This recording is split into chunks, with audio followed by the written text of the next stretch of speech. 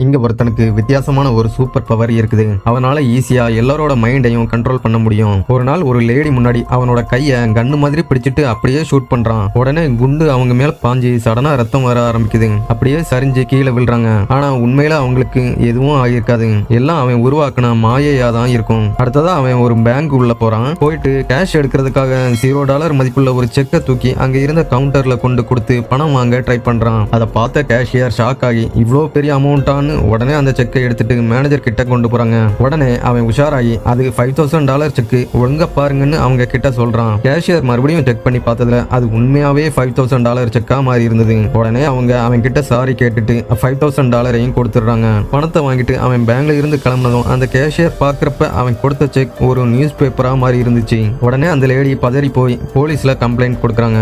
ஆனா அவன் அதுக்குள்ள அவனோட ஃப்ரெண்டு கார்ல அங்க இருந்து தப்பிச்சு போயிருவான். உடனே அவன் அவனோட சூப்பர் பவரை யூஸ் பண்ணி வெதரை சேஞ்ச் பண்றான். சடனா அங்க பயங்கரமான ஆலங்கட்டி மழை பெய்ய ஆரம்பிக்குது. அவனை ஃபாலோ பண்ணி வர்ற போலீஸோட கார்ல பனிக்கட்டி விழுந்ததால கார் சடனா கண்ட்ரோல் இழந்து அந்த ஹைவேல ஸ்லிப் ஆகி நேரா அங்க இருந்த ஒரு கேஸ் ஸ்டேஷன் வரைக்கும் ஸ்லைட் ஆகி போய் நிக்குது. அதுக்கப்புறமா வெதரும் நார்மல் ஆகிருது. நேரா வீட்டுக்கு வந்த அவனுக்கு சடனா ஒரு ஐடியா தோணுது. அவன் கிட்ட இருக்கிற சூப்பர் பவரை வச்சு பல வருஷமா கோமாவுல இருந்த அவனோட அம்மாவை குணப்படுத்த முடியுமான்னு ட்ரை பண்றான். அப்படி அவன் சூப்பர் பவர் யூஸ் பண்ணதும் சடனா அவங்களுக்கு பழைய ஞாபகங்கள் வந்த மாதிரி கொஞ்சம் நார்மல் ஆகி அவனை பாக்குறாங்க. அம்மா குணமாகிட்டாங்கன்னு அவன் சந்தோஷப்படுறதுக்குள்ள திரும்பவும் அவங்க கோமா ஸ்டேஜுக்கே போயிடுறாங்க. அவனோட மொத்த சக்தியையும் பயன்படுத்தினதுக்கு அப்புறமும் அவனோட அம்மாவை அவனால காப்பாற்ற முடியலைன்னு அவன் மனசு உடைஞ்சி கண்ணீர் விட்டு அழுறான்.